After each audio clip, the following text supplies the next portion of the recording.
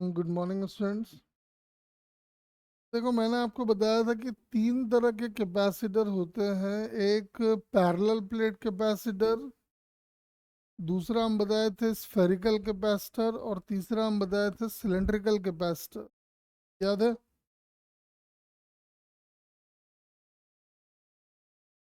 और ये तीन कैपेसिटर बताए थे, ध्यान है सबको?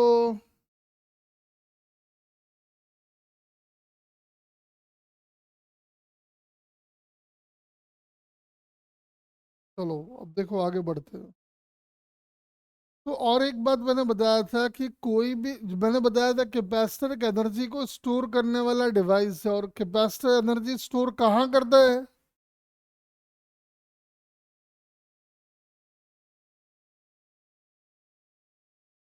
क्या बताए थे हम? कैपेसिटर अपनी एनर्जी को कहाँ पे स्टोर करता है, बताओ जरा।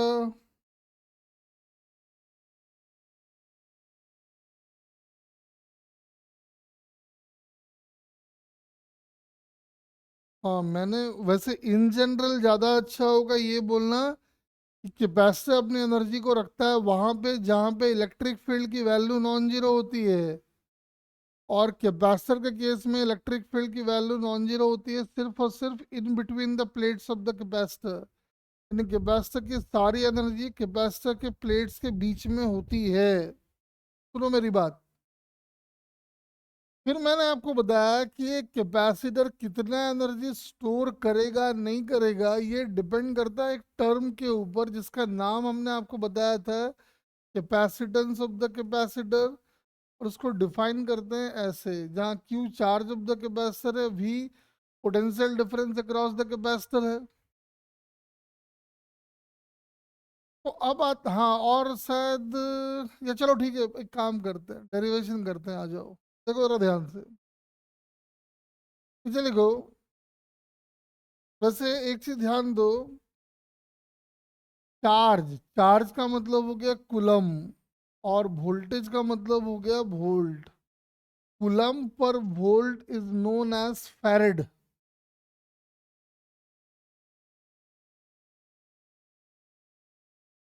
यानी ऐसा unit of capacitance is coulomb per volt, या फिर फैरेड लिख लो।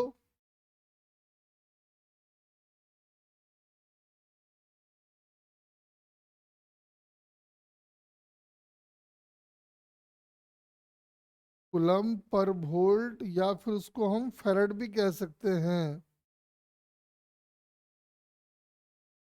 वैसे एक बात ध्यान रखिए कि वन फैरेड जो होता है ये बहुत बड़ा यूनिट होता है। That's why we in general use one milli farad, one micro farad. तो वन माइक्रो फैरेड जो होगा 10⁻⁶ फैरेड के बराबर होगा। देख लो कि जो वन फैरेड का कैपेसिटेंस है ये काफी बड़ा अमाउंट होता है। इसलिए इन जनरल हम लोग इसका इस्तेमाल नहीं करते हैं, और हम लोग यूज करते हैं माइक्रो फैरेड, मिली फैरेड, ऐसे। अब आता है कि कैपेसिटेंस निकलेगा कैसे। आओ देखते हैं जरा, ध्यान से देखो। मैंने क्या किया, एक तो हम लोग क्या करते हैं, इसकी अर्थिंग कर देते हैं। अर्थिंग करने का फायदा ये होगा कि जब भी हम चार्ज देंगे ना तो चार्ज सिर्फ और सिर्फ इनर प्लेट पे आएगा।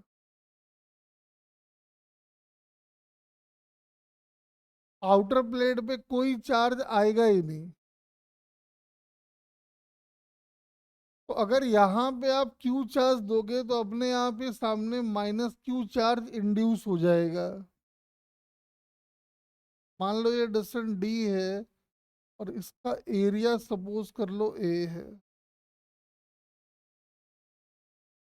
तो ये समझ में आ रहा है कि बाहर अगर हम अर्थिंग कर देंगे तो बाहर वाले प्लेट्स पे कोई भी चार्ज नहीं आएगा। क्यों, बता सकते हो?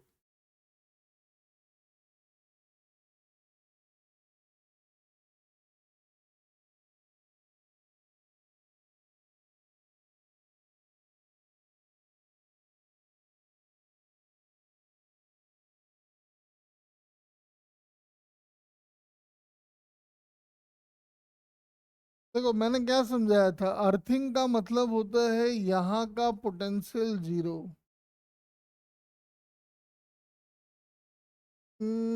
हाँ वो भी आप कह सकते हो, या फिर ऐसे भी समझो यहाँ का पोटेंशियल जीरो और इन्फिनिटी का पोटेंशियल भी जीरो।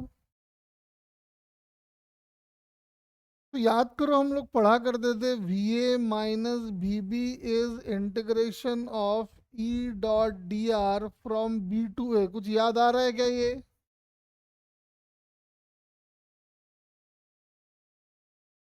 और ये इक्वेशन कुछ याद आ रहा है क्या? हाँ बड़ा इंपॉर्टेंट इक्वेशन था। अब मुझे एक बात बताओ, यहाँ का पोटेंशियल डिफरेंस है जीरो, तो मैं इसका नाम अगर ए रख लूं, और यहाँ इन्फिनिटी का पोटेंशियल डिफरेंस पोटेंशियल है जीरो, मैं उसका नाम बी रख लूं, तो ये टर्म तो जीरो हो गया। अब ये टर्म अगर जीरो हुआ है तो कौन जीरो होगा इसमें, ई जीरो होगा या डी आर जीरो होगा?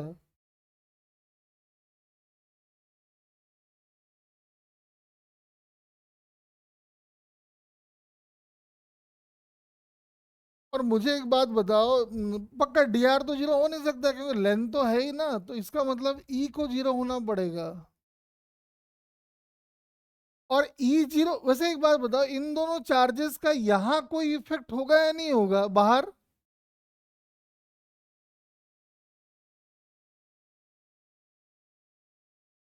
इनका जो भी इफेक्ट होगा प्लेट्स के बीच में होगा। इसका मतलब अगर यहाँ पे चार्ज आता तो यहाँ फील्ड जीरो होता है नॉन जीरो होता है?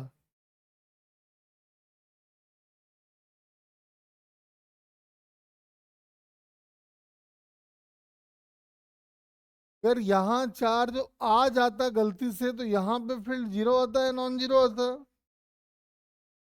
नॉन जीरो आता। और नॉन जीरो आता तो यहाँ और यहाँ का पोटेंशियल डिफरेंस जीरो होता है नॉन जीरो होता?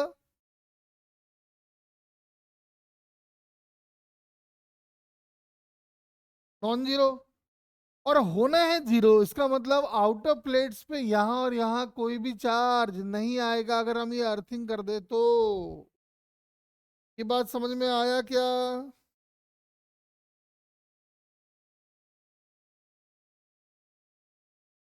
देखो फिर हम मेन मुद्दे पे आते हैं अब।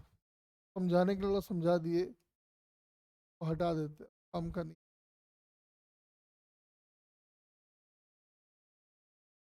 देखो, तो कैपेसिटेंस निकलेगा कैसे? देखो कैपेसिटेंस निकालने का तरीका क्या है, आओ देखते हैं। सबसे पहले तो हम एक काम ये करते हैं कि प्लेट्स के बीच का फील्ड निकाल लेते हैं। तो समझ में आ रहा है कि पॉजिटिव चार्ज का फील्ड भी उधर ही आएगा और नेगेटिव चार्ज का फील्ड भी उधर ही आने वाला है। और याद करो हम बताए थे कि भले ये थिक प्लेट है लेकिन चार्ज सिर्फ यहाँ है, तो ये बिहेव करेगा लाइक इन्फाइनेटली चार्ज शीट जिसका फील्ड होता था sigma by two epsilon not. तो पॉजिटिव वाले का जो फील्ड आएगा वो आएगा sigma by two epsilon not, और नेगेटिव वाले का भी फील्ड उधर ही आएगा जो कि होगा sigma by two epsilon not. यानी कुल मिला के आ जाएगा सिग्मा बाई एप्सिलॉन नॉट। और आपको पता है सिग्मा की वैल्यू यहाँ पे होनी है क्यू बाई ए, तो लाके डाल दो, क्या आ गया Q by A epsilon not. यानी प्लेट्स के बीच में कहीं पे भी फील्ड निकाल लो, फील्ड की वैल्यू इतनी ही होनी है। ठीक है। अब मुझे एक बात बताओ, मुझे प्लेट्स के बीच का फील्ड पता है, प्लेट्स के बीच का सेपरेशन पता है, क्या हम potential difference between the plates निकाल सकते हैं क्या?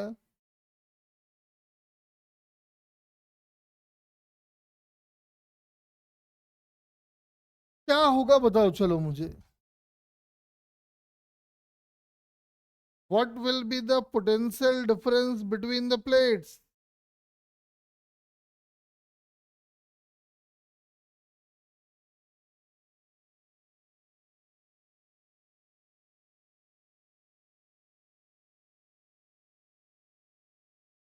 What is the potential difference between the plate, बताओ कैसे निकालेंगे? इलेक्ट्रिक फील्ड आपको दे रखा है, मान लो ई दे रखा है, बाद में उसकी वैल्यू को पुट कर देंगे।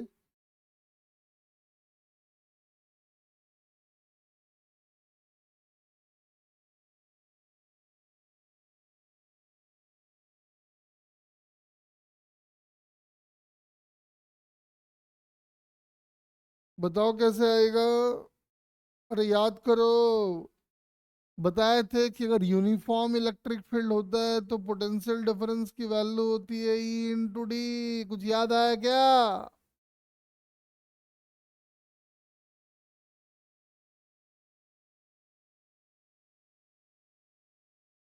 हाँ जी, हाँ तो देखो, अपने को फील्ड मिल चुका था तो potential difference between the plates जो है वो आ जाएगा Q by A epsilon not into D. तो पोटेंशियल डिफरेंस आ गया। मतलब दोनों प्लेट, वैसे एक बात बताओ, हाइयर पोटेंशियल पे कौन होगा, पॉजिटिव वाला प्लेट या नेगेटिव वाला, जल्दी बताओ।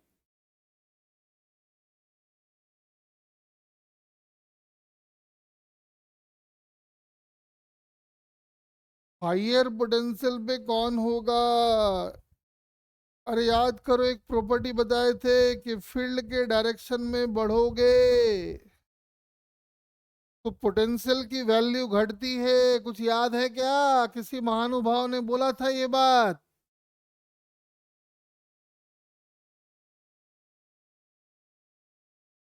खैर, तो समझ में आ रहा है कि ये हाइयर पोटेंशियल है, लोअर पोटेंशियल। चलो ठीक है, वैसे तो पोटेंशियल डिफरेंस मेरा आ चुका है, लेकिन हम तो निकालना चाहते हैं कैपेसिटेंस। और मैंने आपको बताया है कि किसी भी कैपेसिटर का कैपेसिटेंस को हम डिफाइन करते हैं as charge divided by voltage.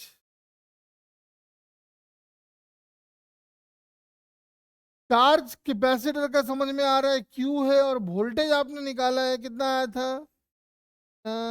Sorry, voltage हमारा आया था Q divide, charge divide by voltage. Voltage आ जाएगा Q into D by A epsilon not.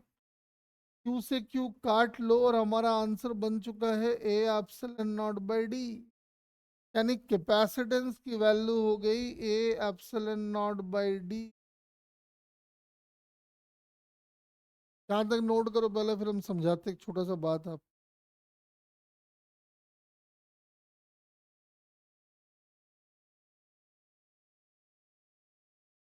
अब सुनो मेरी बात, कि अब जैसे क्या है ना, कि अब तुम लोगों को लगता है यार, तुमसे कोई मुझे बताना बेटा कैपेसिटेंस किन बातों पे डिपेंड करता है, तुम बोलो सर दिख रहा है ना, देखो capacitance depends on charge, voltage. नहीं है ऐसा।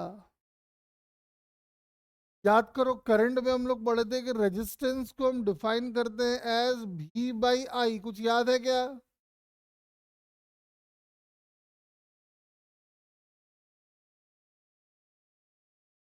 क्या रेजिस्टेंस की वैल्यू वोल्टेज और करंट पे डिपेंड करता है क्या? ऐसा लगता है, लेकिन डिपेंड नहीं करता है। याद होगा, रेजिस्टेंस का फॉर्मूला हम लोग बनाए थे rho L by A. Resistance in बात किन बातों पे डिपेंड करता है? तो नंबर वन, रेजिस्टेंस को बनाने के लिए कौन सा मटेरियल यूज किया गया है, उसकी रेजिस्टिविटी, का लेंथ, उसका एरिया ऑफ क्रॉस सेक्शन। तो मैंने आपको क्या बताया था कि रेजिस्टेंस जो है वो करंट और वोल्टेज से पूरी तरह से इंडिपेंडेंट है। वो डिपेंड करता है किस पे? पहला, नेचर ऑफ मटेरियल, किस चीज का बना हुआ है, कॉपर का, एल्यूमिनियम का। दूसरा, टेम्परेचर, और बताए थे तीसरा शेप एंड साइज। ठीक वैसे ही capacitor of capacitance depends on charge और वोल्टेज से ये पूरी तरह से इंडिपेंडेंट है। आपको दिखाई पड़ रहा है कैपेसिटेंस आ रहा है ये क्या क्या है? पहला है एरिया, प्लेट का एरिया कितना है? Epsilon not. मतलब प्लेट्स के बीच का मीडियम कैसा है? और D, separation between the plates क्या है? का मतलब capacitor of capacitance is independent of charge and voltage, although it depends on number one, shape and size of the plates of the conductor, and number two, medium between the plates of the capacitor। क्या ये बात समझ में आया क्या?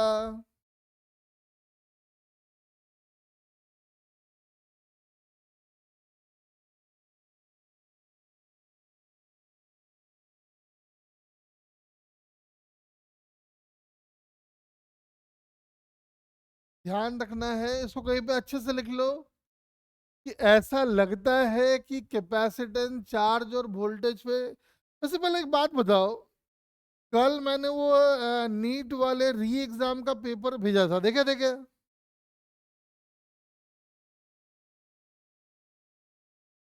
क्या जो topic हमने पढ़े हैं उनके क्वेश्चन आपसे हुए देखते देखते या नहीं हुए, पहले ये बताओ।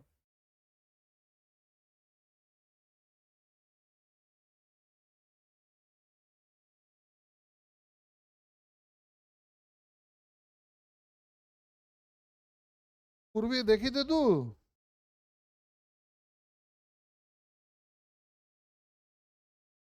तुम ध्यान से पढ़ो, जो पढ़ा रहे हैं ना सारे वही आएंगे, हम पहले बता रहे हैं। मुझे एक बात बता, कुछ क्वेश्चन ऐसे थे क्या जो देखते ही हमने टिक लगा दिए? बस उसका फायदा उठाना है, वो जो समय बचेगा ना वो अपने को असली में काम आने वाला है।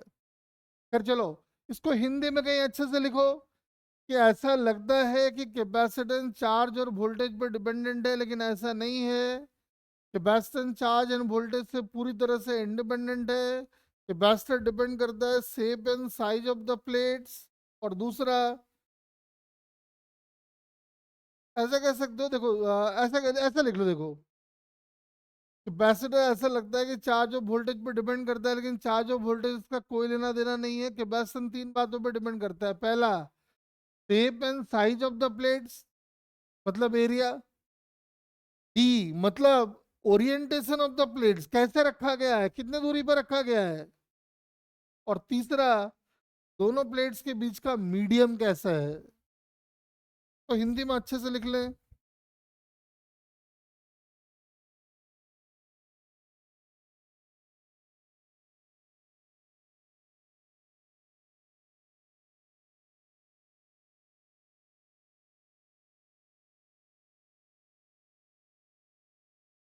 तो हिंदी में अच्छे से लिख लेंगे।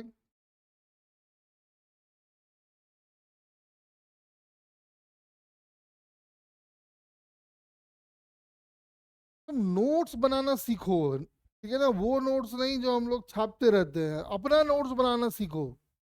आप देखोगे एकदम बातें सेम सेम एग्जाम में आएगा, जो कॉपी में लिखा होगा एग्जाम में वही छप जाएगा।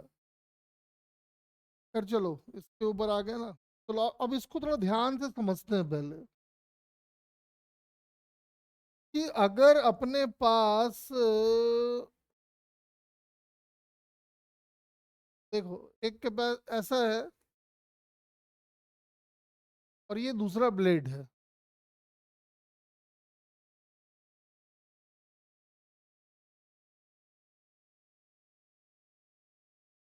देखो,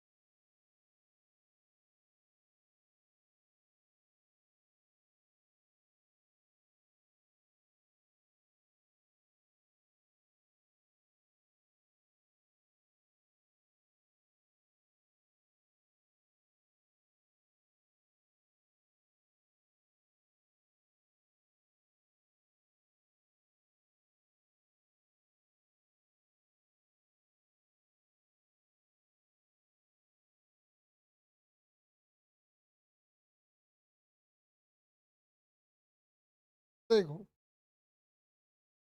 अभी हमने सीखा कि अगर ये वाला प्लेट जिसका एरिया ए है, ये डिस्टेंस डी है, और दोनों के बीच का मीडियम अगर एयर है, तो इस कैपेसिटर का कैपेसिटेंस होता है A epsilon naught by D. ठीक है, इसको एक बार लिख लो डायग्राम अच्छे से बना के, थ्री डी फिगर है ये। ऑल्दो हम इतना कलाकारी करेंगे नहीं, आगे हम आपको सीधा सीधा ऐसे लिख देंगे, ऐसे लिख देंगे, या फिर हम आपको ऐसे लिख देंगे।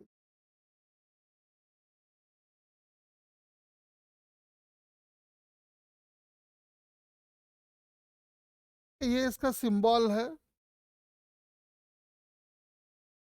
अब एग्जाम में क्या करेगा ना, एग्जाम भाई एग्जाम तो चला गया, अब जाहिर सी बात है ऐसा थोड़ी पूछेगा, ऐसे डायग्राम बना के आपसे पूछेगा कि पैसे बताओ। वो आपसे नहीं पूछने वाला है। वो क्या करेगा देखो, वो आपसे पूछेगा, देखो जी एक प्लेट है ऐसा, और दूसरा प्लेट है ऐसा, ठीक है? ये इधर, ये इधर,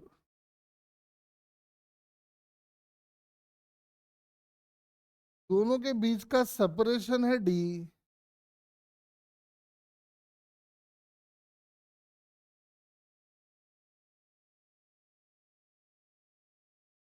इस वाले प्लेट का एरिया है A2, और इस वाले प्लेट का एरिया है A1, और दोनों के बीच का मीडियम है हवा। मुझे एक बात बताओ, इस कैपेसिटर का कैपेसिटेंस क्या लिखा जाएगा? सोच के जरा अच्छे से दिमाग लगा के बताओ।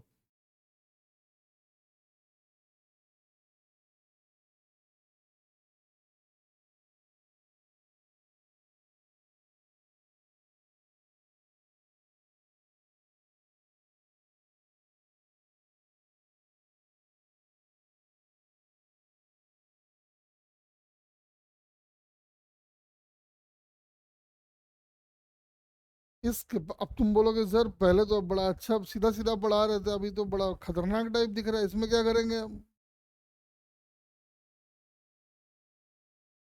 थोड़ा सा दिमाग लगाओ अच्छे से, कि बैस्टर में क्या हुआ था, जरा अच्छे से सोचो तो आपको आंसर समझ में आ जाएगा।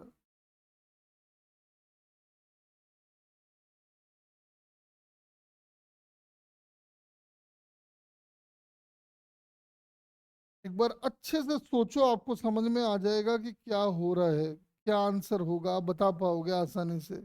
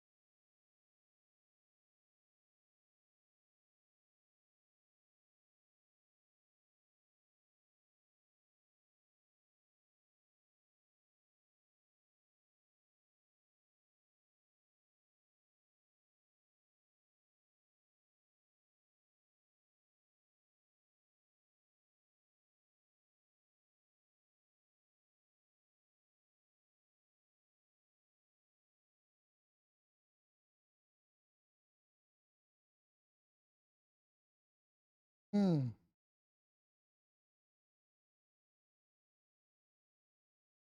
इस कैपेसिटर का जब कैपेसिटर आप लिखेंगे, एरिया कौन सा लेंगे? बड़ा कंफ्यूजन तो इसको लेके है। एरिया कौन सा ले, पिछले बार तो बड़ा अच्छा है कि एरिया इक्वल था तो इक्वल ले लिए थे, लेकिन इस बार जो एरिया है वो अलग अलग है, तो क्या किया जाए, एरिया कौन सा लिया जाए?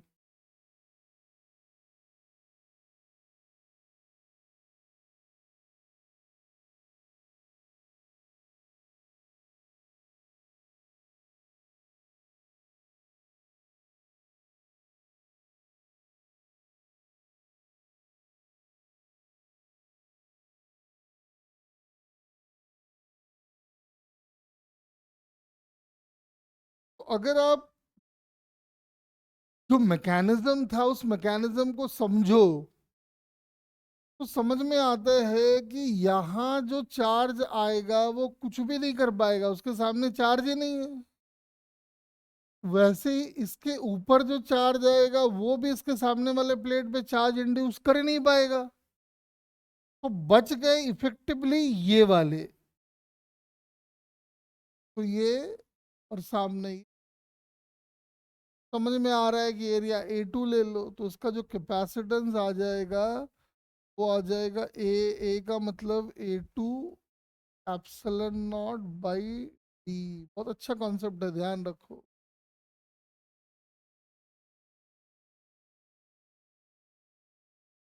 अरे बात समझ गए ना कि A2 को ही क्यों लिए।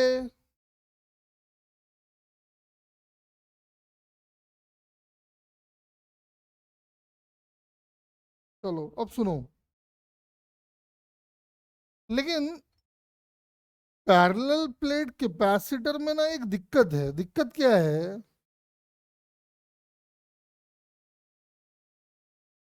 कि इसके ऊपर आप कह रहे हो पॉजिटिव चार्ज है और इसके ऊपर आप कह रहे हो नेगेटिव चार्ज है। भाई दोनों प्लेट तो एक दूसरे को अट्रैक्ट करने लगेगा।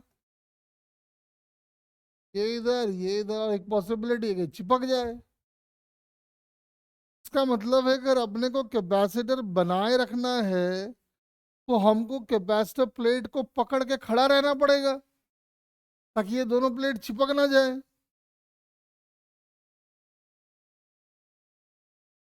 बोलो।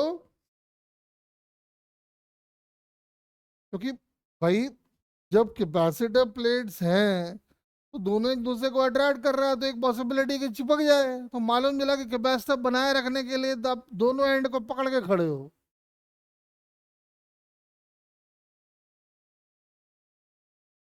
और दूसरा क्या होता है कि जब हवा वाले कैपेसिटर हम बनाते हैं, एयर कोड कैपेसिटर हम बनाते हैं, तो एयर कोड कैपेसिटर की जो कैपेसिटेंस आती है वो बहुत ज्यादा नहीं आता है। जब एयर कोड कैपेसिटर होता है उसका कैपेसिटेंस ज्यादा नहीं आता, तो कैपेसिटेंस ज्यादा नहीं आएगा तो एनर्जी ज्यादा स्टोर करेगा या कम।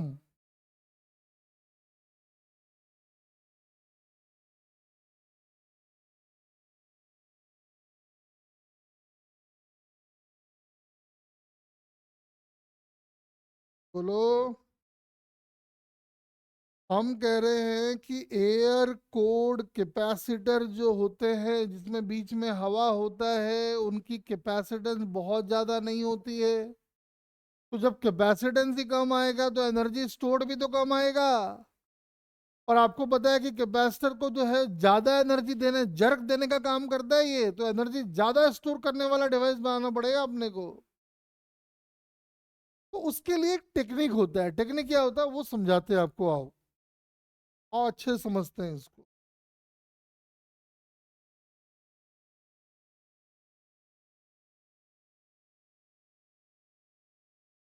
देखो, के लिए हम लोग क्या करते हैं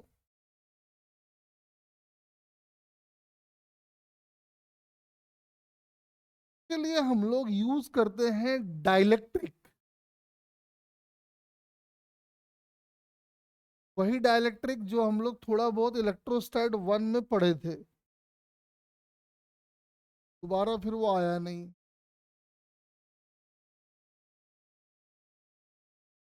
के लिए हम लोग यूज करते हैं डाइलेक्ट्रिक। अब वो डाइलेक्ट्रिक होता कैसे है? डाइलेक्ट्रिक ऐसा होता है।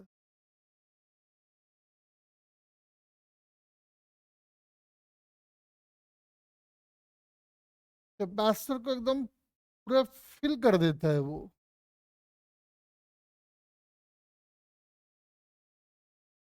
गैप नहीं रहता है, हम समझाने के लिए आपको गैप बनाए हैं, ठीक है ना, गैप रहता नहीं है।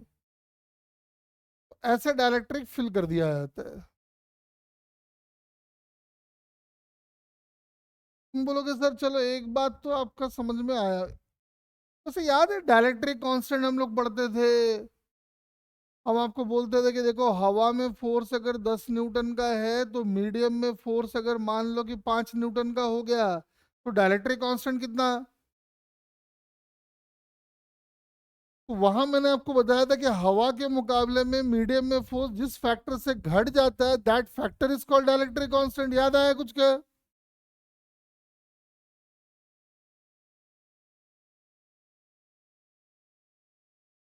याद आया, मैंने बोला था ये फील वाला डेफिनेशन है, किताबी डेफिनेशन नहीं है। और अगर आपको याद हो तो मैंने आपको ये भी बताया हुआ है कि force in medium is equal to force in air by K, बताया था क्या?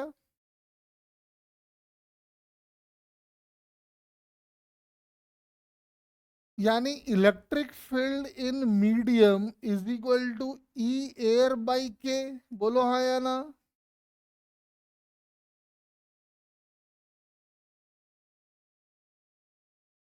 भाई फोर्स देखो ना, force can be written as charge multiplied by field.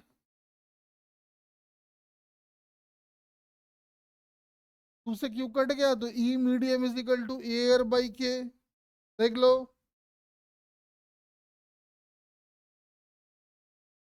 हम आपको समझाना क्या चाह रहे हैं, हम ये चाह रहे हैं कि जब डाइलेक्ट्रिक नहीं था तब अगर इलेक्ट्रिक फील्ड की वैल्यू थी ई एयर, जो कि आया था Q by A epsilon not.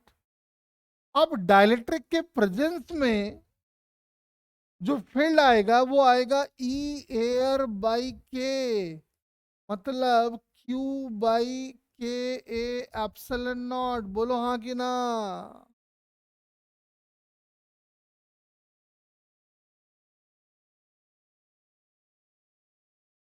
बोल दो बोल दो बोल दो, जल्दी जल्दी बोल दो।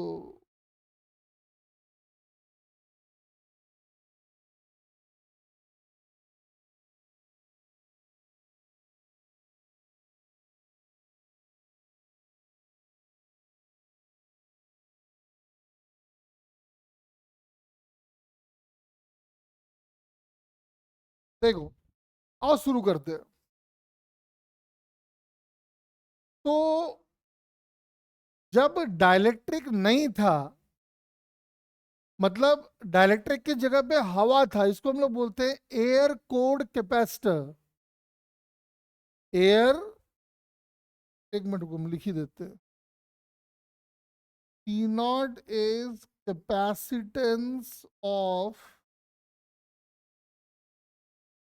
Air cored capacitor. मतलब डाइलेक्ट्रिक की जगह पे हवा आ जाए तब तो अपने को कैपेसिटेंस मालूम है, हमने डिराइव किया था, A epsilon naught by D आ गया था। लेकिन अब हम जानना चाहते हैं कि डाइलेक्ट्रिक के प्रेजेंस में उसका कैपेसिटेंस कितना होगा। आओ जरा समझते हैं। P medium is Q by V medium. Capacitance होता है चार्ज बाई वोल्टेज, चार्ज तो अभी भी वही है, बस वोल्टेज लेकिन अब लेना होगा मीडियम वाला। ध्यान से सुनना। We can be written as E medium into D. और ई मीडियम हम निकाल चुके हैं वहां पे। ई मीडियम की जगह डाल दो क्यू बाई के ए एप्सिलॉन नॉट। से फायदा अपना ये हो गया कि क्यू से क्यू कट गया, और आप देखोगे आंसर आ गया के times of A epsilon naught by D. और ये हवा वाला कैपेसिटेंस है। यानी ये कह रहा है कि जो सी मीडियम होगा वो के टाइम्स ऑफ सी नॉट होगा। मतलब मीडियम वाला जो कैपेसिटेंस होगा वो हवा वाले कैपेसिटेंस का के टाइम्स होगा। हियर के is called dielectric constant. Dielectric constant. बस एक बात बताओ, मैंने आपको बताया हुआ है कि डाइलेक्ट्रिक कांस्टेंट की वैल्यू 1 से ज्यादा होती है या कम।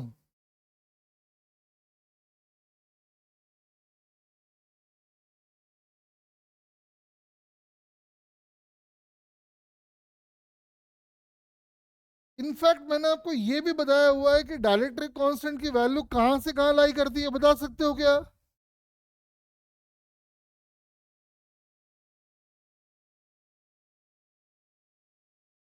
बताओ, मैंने बताया हुआ है डायलेक्ट्रिक कांस्टेंट की वैल्यू कहां से कहां लाई करती है।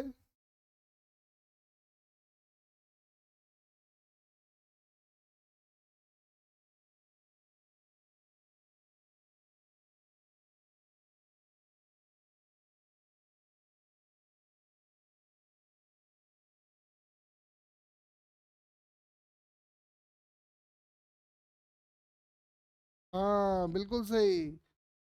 कैपेसिटेंस की डायलेक्ट्रिक कांस्टेंट की वैल्यू लाई करती है बिटवीन 1 to इन्फिनिटी। इसका मतलब एक बात बताओ, कैपेसिटर के अंदर डायलेक्ट्रिक को इंसर्ट करने से अपने को फायदा हुआ या नुकसान हुआ, पहले ये बताओ।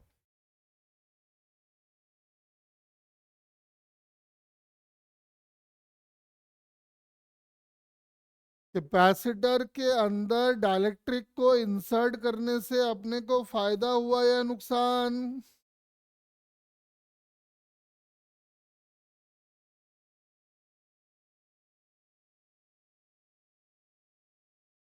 देखो अपने को एक नहीं, दो दो फायदा हुआ है। क्यों दो दो फायदा हुआ है, यार ध्यान से समझो। हवा के बदले में जब डायलेक्ट्रिक को इंसर्ट किए तो कैपेसिटेंस बढ़ा या घटा?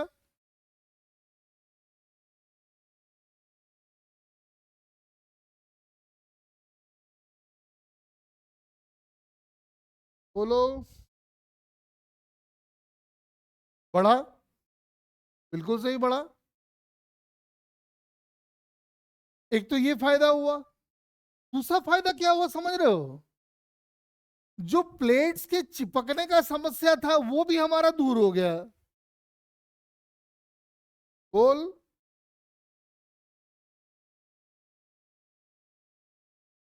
तो अगर आपसे कोई पूछे कि बताओ कि कैपेसिटर, पैरेलल प्लेट कैपेसिटर में डाइलेक्ट्रिक डालने से क्या होगा नहीं होगा, तो पहली बात आपको बताना है क्या, कि डाइलेक्ट्रिक कैपेसिटर प्लेट्स को सपोर्ट देने का काम करता है जिससे प्लेट चिपकती नहीं है। और दूसरा जो बड़ा बम्पर फायदा है वो ये है कि जब हम कैपेसिटर प्लेट के अंदर डाइलेक्ट्रिक को डालते हैं तो उसका कैपेसिटेंस कई गुना बढ़ जाता है। और कैपेसिटेंस बढ़ जाएगा तो उसकी एनर्जी स्टोर करने की कैपेसिटी बढ़ जाएगी, जो हम चाहते हैं। क्या बात एकदम क्लियर है या नहीं है, पहले बताओ।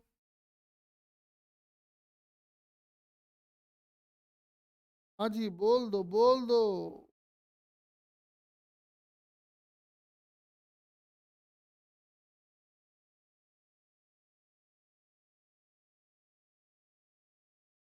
अब इसको बेटा एकदम अच्छे से लिखिए। कैपेसिटर में डाइलेक्ट्रिक इंसर्ट करने के फायदे। नंबर वन, प्लेट्स जो पहले चिपक जाया करते थे उनको ये सपोर्ट देने का काम करता है, it provide support to the parallel plates. और दूसरा, कैपेसिटेंस को भी कई गुना बढ़ा देता है। अच्छे से इसको लिख ले।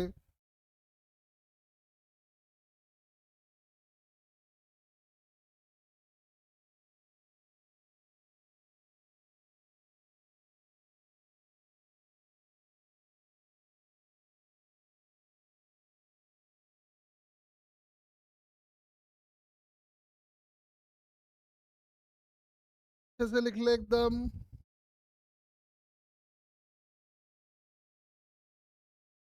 क्या ना, हम बाद में इसमें फिर एक बार आएंगे बाद में, लेकिन भी नहीं। अभी हम पहले कैपेसिटेंस का डेरिवेशन कर लेते हैं सारे। तो ये तो था हमारा पैरेलल प्लेट कैपेसिटर। अब हम आते हैं दूसरे वाले पे, स्फेरिकल कैपेसिटर। तो स्फेरिकल कैपेसिटर अपना ऐसे दिखता था, याद करो। एक कैपेसिटर और एक प्लेट भी बना, ऐसा में है कि नहीं है? हाँ ठीक, चल जाएगा। देखो, इसका रेडियस मार्क कर देते हैं हम लोग। एक को R1 मार्क कर देंगे, दूसरे को R2 मार्क कर देंगे। This is R1 and this is R2। और बाहर का कर दिया गया है अर्थिंग। तो ऐसा कहानी दे दिया है। तो मुझे एक बात बताओ, साफ समझ में आ रहा है कि अगर हम यहाँ पे क्यू चार्ज दें तो यहाँ पे माइनस क्यू चार्ज आएगा और बाहर कोई भी चार्ज नहीं आएगा। अरे याद है क्या, अर्थिंग पढ़ाते वक्त बताए थे इसकी कहानी?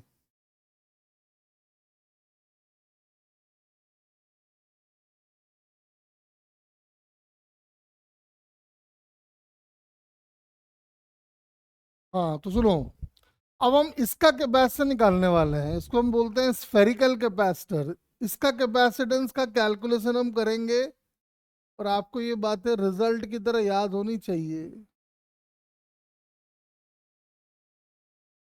स्फेरिकल कैपेसिटर, देखो नीट वाले एग्जाम में बच्चों को पता है, मैंने भी, एक आदमी है मुझे बहुत, एनसीईआरटी में है वो, केमिस्ट्री के बहुत बड़े प्रोफेसर है, तो उनसे मेरी एक दिन बात हो रही थी।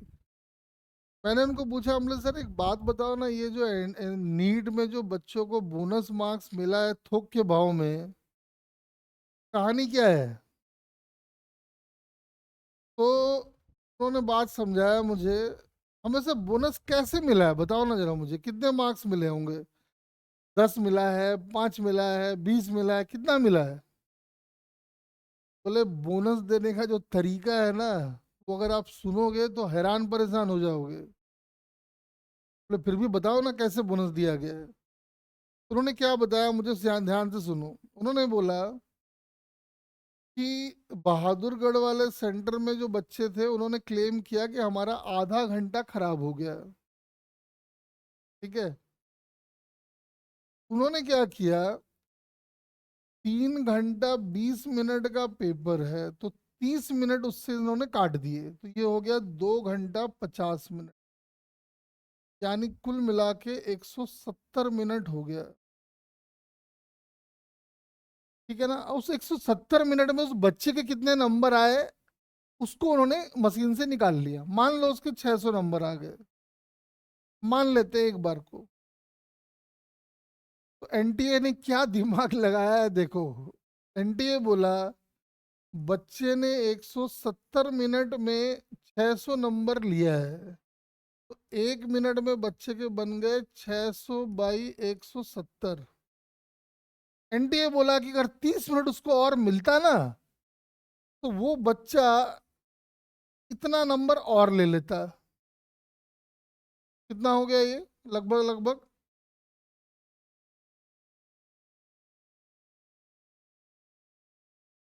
कितना आ गया लगभग, बताना मुझे, कैलकुलेटर से कर लेते हैं। तो 1 मिनट,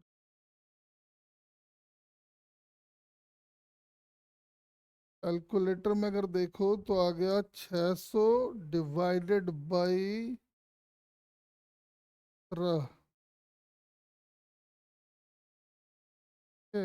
इंटू 3 कर दो, यानी लगभग लगभग 106 नंबर होते हैं। एनटीए ने क्या किया, उस सेंटर के जितने बच्चे थे, ठीक है ना, सबको ये मार्क्स पकड़ा दिया। समझ रहे हो बात को? तो यूनिटरी मेथड का कितना अच्छा इस्तेमाल किया है, समझ में आया क्या? मतलब इंटरेस्टिंग बात देखो, कितना इंटरेस्टिंग बात है। जिस बच्चे के 720 आए, है ना, यानी उसके रियलिटी में नंबर रहे होंगे तकरीबन 612 या 14, ऐसा कुछ रहा होगा। हाँ, ऐसा रहा होगा। एनटीए ने उस बच्चे को, जिसका सिलेक्शन नहीं हो रहा था, उसको AIR 1 बना दिया। ठीक है? देखो, ये विडंबना देखो कैसी है। अब क्या है ना, देखो, ये तो मैंने, बात समझ में आता तो है। जैसे बच्चों ने क्या किया, अभी गवर्नमेंट ने, कोर्ट ने बोल दिया कि भाई फिर से एग्जाम, जो बात जो थे 15 से कुछ बच्चे थे उनका री एग्जाम होगा, या तो फिर बोनस के अलावा जो नंबर थे वही माना जाएगा। मतलब समझो, उन बच्चों के नंबर 660 भी नहीं होंगे, तभी तो वो कह रहे हैं हम फिर से एग्जाम देंगे। वरना कौन रिस्क लेगा? बोले चल भाई, जो था हमको वही दे दो तुम। ऐसे बोनस मिला है, बताओ, पागल नहीं है ये लोग?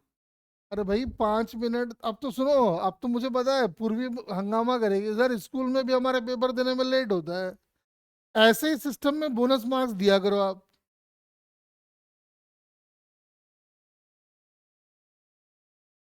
तो पेपर देने में 5-10 मिनट का लेट, हाँ तो तभी तो बोनस मार्क्स मिलेंगे ना।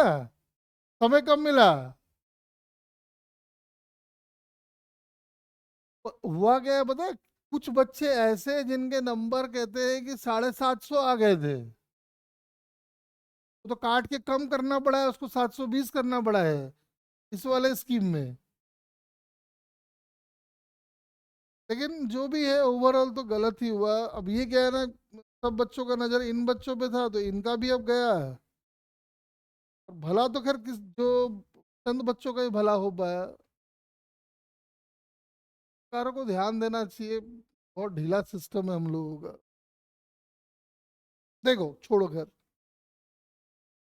लेकिन उम्मीद है कि अगली बार जो पेपर है ना वो सही आएगा। मुझे लगता है कि तुम लोग के समय से पेपर ठीक हो जाएगा। और मुझे लगता है ऐसा कि गवर्नमेंट जागेगी, और जो हाई स्कोरिंग एग्जाम है अभी है इस साल तो खैर मैक्सिमम हो गया, पीक आउट हो जाएगा। और अगले साल से इतना हाई स्कोरिंग नहीं रह जाएगा, जो कि अच्छी बात है ना। आओ चलो थोड़ा आगे बढ़ते हैं। तो हाँ, तो अगर अपने को इसका कैपेसिटेंस चाहिए, तो कैपेसिटर निकालने का तो एक ही तरीका है, चार्ज बाई वोल्टेज। तो चार्ज तो हमने क्यू और क्यू दे दिया है। अब हमारा मेन टारगेट है इसका पोटेंशियल डिफरेंस निकालना। देखो वैसे हम इसका पोटेंशियल डिफरेंस डायरेक्ट भी निकाल सकते हैं।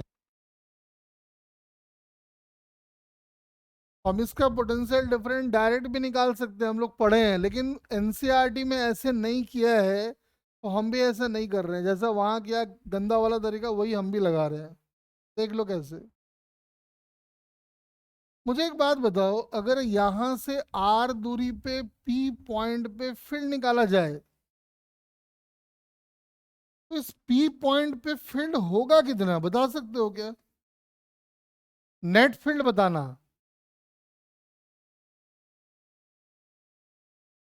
Net electric field.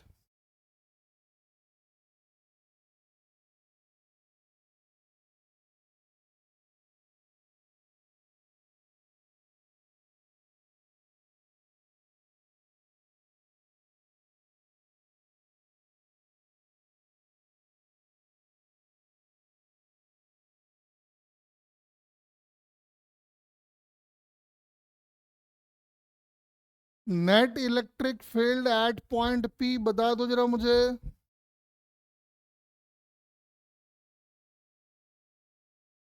वैसे एक बात बताओ, पी पॉइंट पे जो फील्ड होगा, एक तो इसका होगा, दूसरा इसका होगा।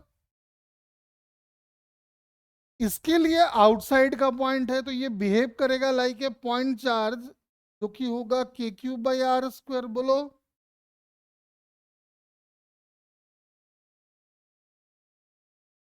और इस वाले के लिए यहाँ का फील्ड कितना होगा, जल्दी बताओ। जल्दी। पता है आपको? बाहर वाला जो हॉलो स्फेयर है उसका फील्ड यहाँ पे कितना आएगा, जल्दी बोलो।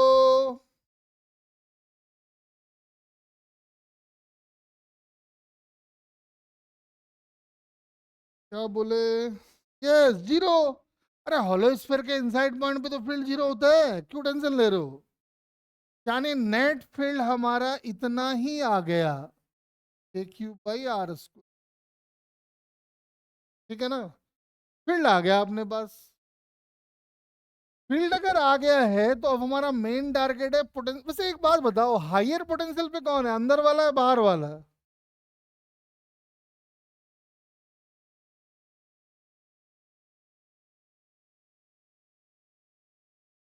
हायर पोटेंशियल पे कौन है, अंदर वाला स्फेयर या बाहर वाला? अंदर वाला, क्योंकि फील्ड लाइन अंदर से बाहर जा रहा होगा। तो हम क्या कर रहे हैं कि पोटेंशियल डिफरेंस लिखते आ जाओ। तो पोटेंशियल डिफरेंस का तरीका मैंने आपको बताया हुआ है, V is potential difference across the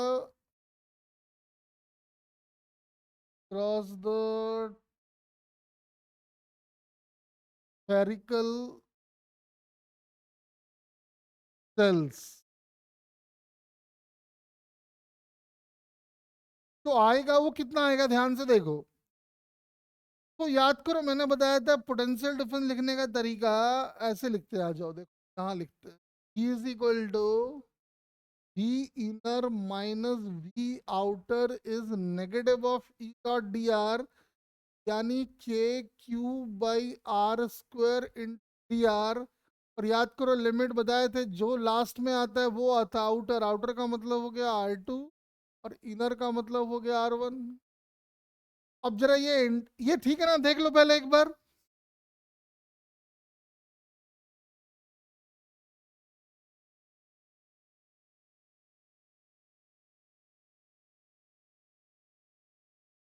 मुझे सॉल्व करके v निकाल के यहां डाल के कैपेसिटेंस का फॉर्मूला बना के दिखाओ जल्दी।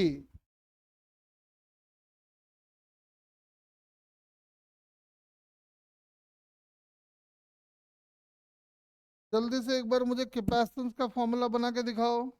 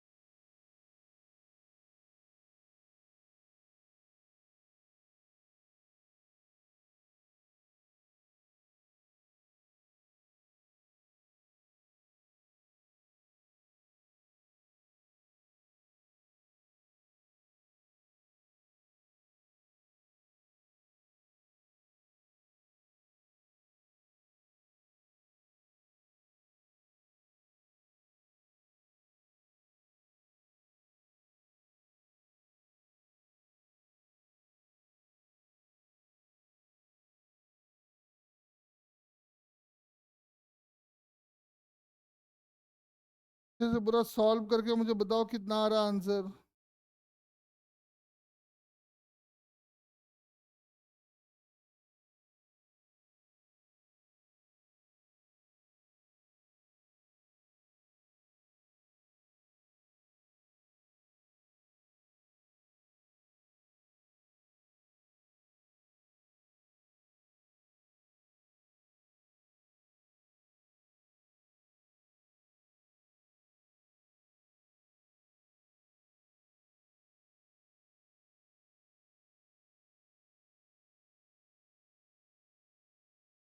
देखो इसको जब सॉल्व करोगे ना, की वैल्यू आएगी -KQ, और ये आ जाएगा -1/R। तो माइनस माइनस प्लस कर दिया है मैंने, और लिमिट डालेंगे तो आएगा 1/R1 -1/R2, यानी कि आ जाएगा Q/4 pi epsilon not R2 -R1/R1R2, ऐसा आ जाएगा। ये आपका आ गया है पोटेंशियल डिफरेंस। तो पोटेंशियल डिफरेंस आ गया तो कैपेसिटेंस यहाँ से निकाल लो। तो आप देखोगे कि चार्ज बाई वोल्टेज जब करोगे तो आ जाएगा 4 पाई epsilon not R1 R2 by R2 minus R1। एकदम रिजल्ट की तरह याद होना चाहिए ये। 4 पाई epsilon not R1 R2 by R2 minus R1। Note कर लो।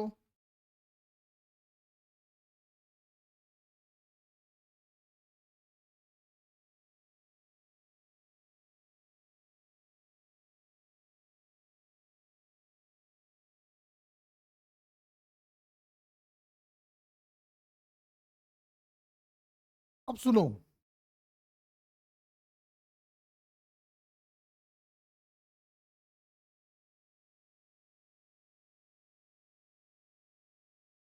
अगर हम लोग इसी कैपेसिटर में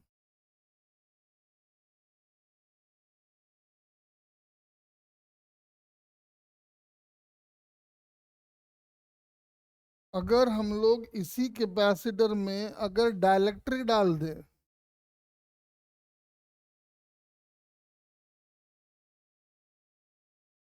ठीक है, जैसे ये R1 ये R2, अब हमने क्या किया है, इसके बीच के मटेरियल को हमने फिल कर दिया है एक ऐसे मटेरियल से जिसका डाइलेक्ट्रिक कांस्टेंट है के।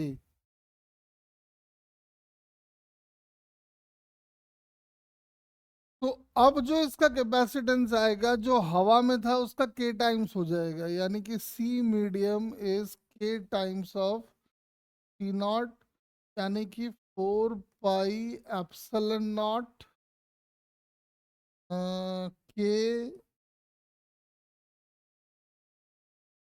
ऐसा यही था ना, देख लो, के टाइम्स हो जाएगा। दिख रहा है क्या?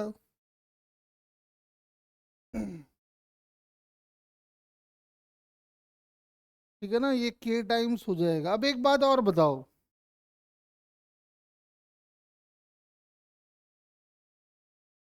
मान लो आपसे एग्जाम में बोले कि बताना जी इसका कैपेसिटेंस कितना होगा,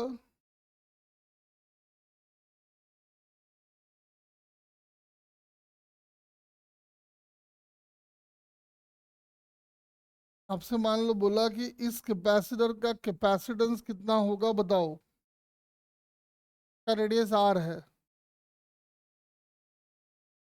बता सकते हो क्या?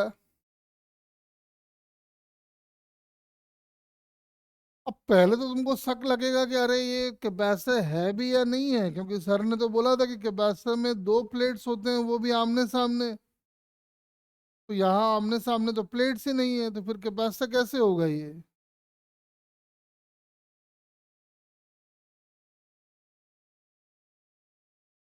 है ना?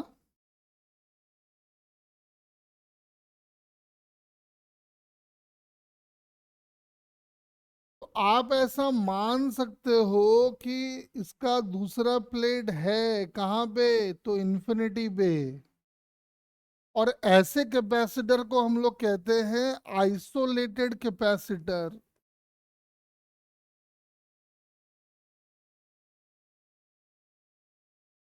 तुम बोलोगे सर क्या ऐसा मानना सही है? तो हाँ सही है, कोई दिक्कत नहीं है। दिक्कत क्यों नहीं है, जो बाहर वाला प्लेट था उसका आपने अर्थिंग कर दिया था तो वहां का पोटेंशियल जीरो था।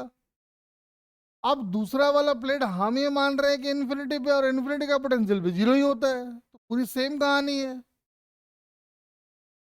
तो ऐसा कैपेसिटर जिसका एक प्लेट तो आपको दिखाई दे और दूसरा प्लेट आपको दिखाई ना दे, हम अज्यूम करते हैं कि वो दूसरा प्लेट जो है वो कहाँ पे है, तो इन्फानाइट पे है। और ऐसे कैपेसिटर्स को हम लोग कहते हैं आइसोलेटेड कैपेसिटर। अब आता है कि इनका कैपेसिटेंस आएगा कैसे, तो देखो स्फेरिकल कैपेसिटर का कैपेसिटेंस आया था 4 पाई epsilon not R1 R2 by R2 minus R1। अगर उसको इससे कंपेयर करो तो साफ समझ में आ रहा है कि जहां जहां R1 दिखता है वहां R डाल दो, जहां जहां R2 दिखता है वहां इन्फिनिटी डाल दो। कैसे काम करेंगे देखो, मैंने क्या किया, इस पूरे इक्वेशन को R2 से पहले हम डिवाइड कर देंगे। तो R2 से डिवाइड करोगे तो ये मिल जाएगा, देख लो। अब लाके वैल्यूज पुट कर दो तो देखोगे आंसर आ जाएगा। R1 की जगह R डाल दिए, और जैसे इसको इन्फाइनाइट डालोगे तो something by infinity is zero, तो आंसर ये 1 रह जाएगा, तो आंसर ये आ गया। मतलब एक सॉलिड स्फेयर हो या एक हॉलो स्फेयर हो, ये भी एक कैपेसिटर है जिसका एक प्लेट तो आपको दिख रहा है और दूसरा प्लेट कहाँ पे है, तो इन्फाइनाइट पे है, और उसकी कैपेसिटेंस इतनी होगी।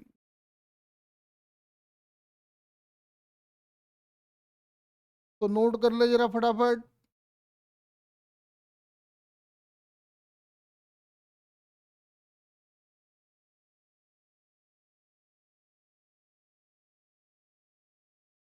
तो दो कैपेसिटर हो गए, अब बारी है तीसरे कैपेसिटर की।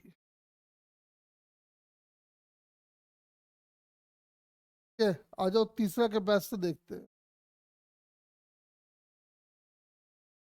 तीसरा कैपेसिटर जो है वो था सिलेंड्रिकल कैपेसिटर, आपको याद हो तो। डायग्राम भी हम लोग बनाए थे कुछ ऐसा।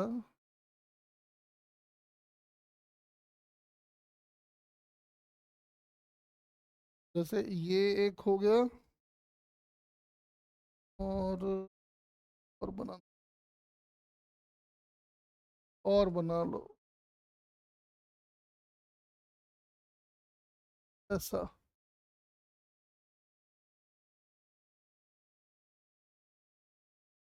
This is called cylindrical capacitor.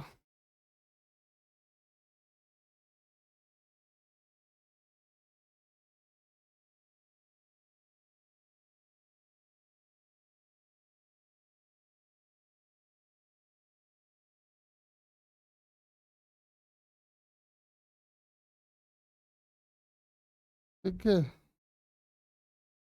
और एक और चाहिए होगा।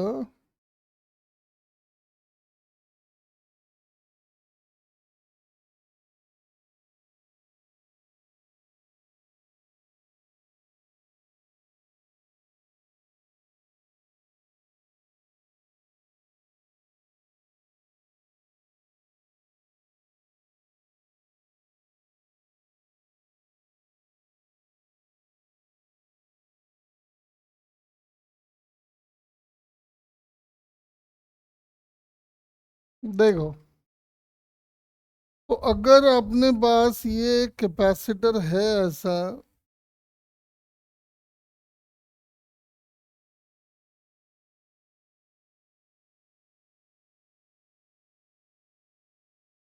इसका इनर रेडियस R1 मान लेते हैं और आउटर रेडियस R2 मान लेते हैं, और ये लेंथ को L मान लेते हैं। समझ में आ रहा है? फील्ड दोनों सिलेंडर के बीच में होगा। अब आता है कि सिलेंडर के बीच में फील्ड की वैल्यू होगी कितनी, क्योंकि जब तक आपको फील्ड का फॉर्मूला नहीं आएगा तब तक आप आगे कुछ नहीं कर पाओगे। तो बताओ फील्ड कैसे निकाला जाए? अगर कुछ नहीं ध्यान है तो बेस्ट तरीका है गॉस लॉ लगा लो। गॉस लॉ कैसे लगाएंगे देख जरा। तो मुझे भी रिजल्ट याद नहीं है, तो डेरिवेशन ही करना पड़ेगा, और कोई उपाय है नहीं मेरे लिए भी। मैंने क्या किया देखो, यहाँ हमने एक ले लिया है ऐसा, इस तरह का हमने गॉसियन सरफेस ले लिया। चलो इधर ले लेते हैं ऐसा। तो ये क्या ले लिए, एक मिनट गड़बड़ कर दी।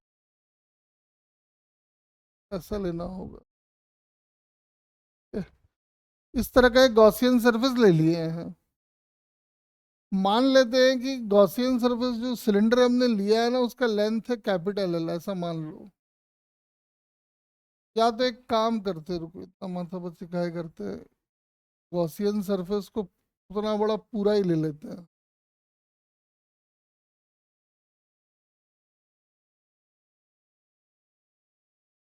नहीं, गड़बड़ हो गया, रुको। इतना बड़ा गॉसियन सरफेस था, इतना बड़ा गॉसियन सरफेस ही ले लेते हैं। तो ये होगा, हमको दो बार हाइट मानना नहीं पड़ेगा, एक ही हाइट से हमारा काम चल जाएगा। तो अब हम लगाने जा रहे हैं, जैसे मान लो मैंने क्या किया, बाहर का अर्थिंग तो रहता ही रहता है, कैपेसिटर है तो बाहर का अर्थिंग होगा। यहाँ अगर आप प्लस क्यू चार्ज दोगे तो इसके इनर वॉल पे माइनस क्यू चार्ज आएगा। आओ गॉसियन सरफेस लगा रहे हैं, ये हमारा गॉसियन सरफेस है।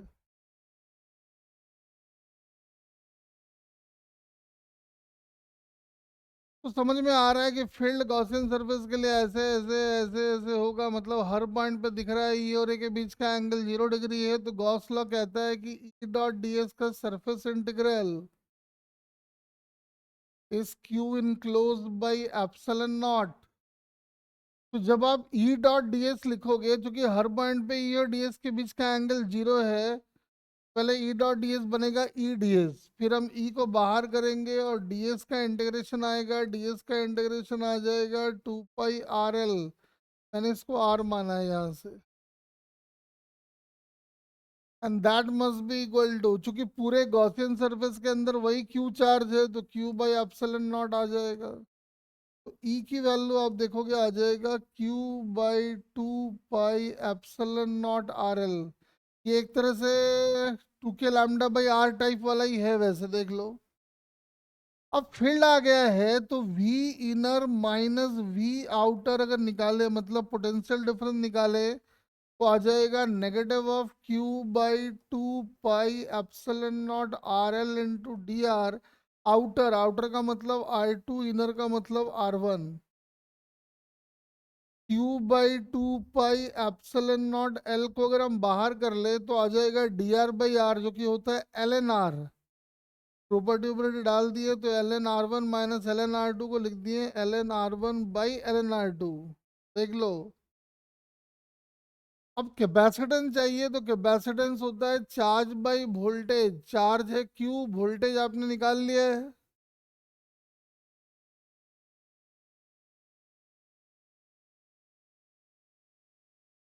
2 पाई एप्सिलॉन नॉट एल, और ये है ln r2/r1। क्यू से क्यू कट जाएगा और आंसर आ जाएगा 2 pi epsilon naught L ln r2/r1। ये इस कैपेसिटर का कैपेसिटेंस हो जाएगा। नोट कर लो।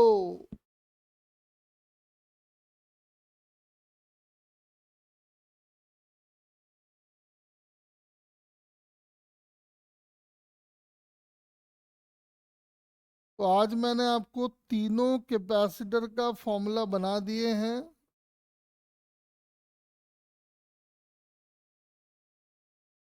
रिजल्ट की तरह चीजों को ध्यान रखें।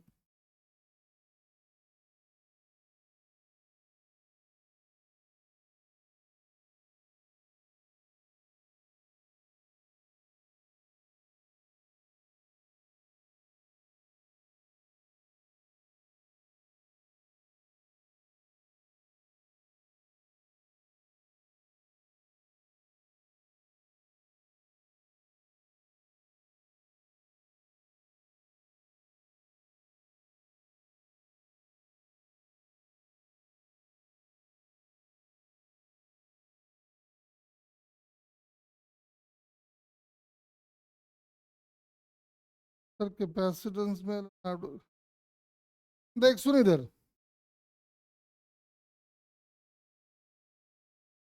Integration of dr/r is ln r, और लिमिट था R2 से R1 था शायद ना। R2 से R1 था, यहाँ माइनस भी एक है, ठीक है ना, उसका ध्यान रखना। मैंने एक साथ लिख दिया है तो देख जरा ध्यान से, R2 R1 और ये है माइनस। लिमिट जब डालोगे तो आएगा ln r1 minus ln r2, और माइनस साइन भी है तो उसको उल्टा कर देते हैं तो आ जाएगा ln r2 minus ln r1। और ln a minus ln b is ln a/b। बोलो क्लियर हुआ क्या?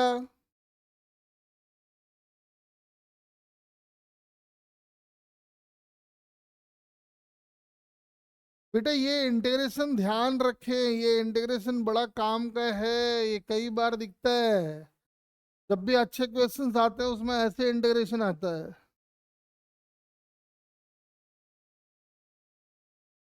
क्लियर हो गया सबको?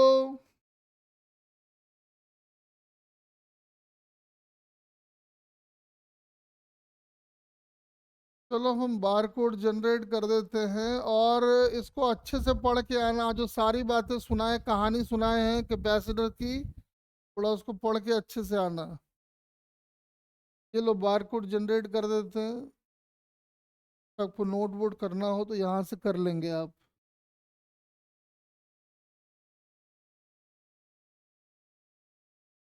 स्कैन कर लो इसको।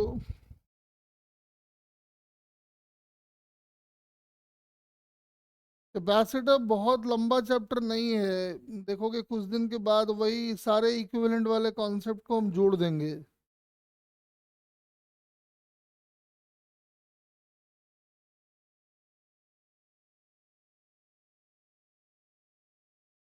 वही इक्विवेलेंट, वही चार्ज वाले, जो किरचॉफ्स लॉ वगैरह लगाते थे, सेम सेम सब वही आ जाएगा।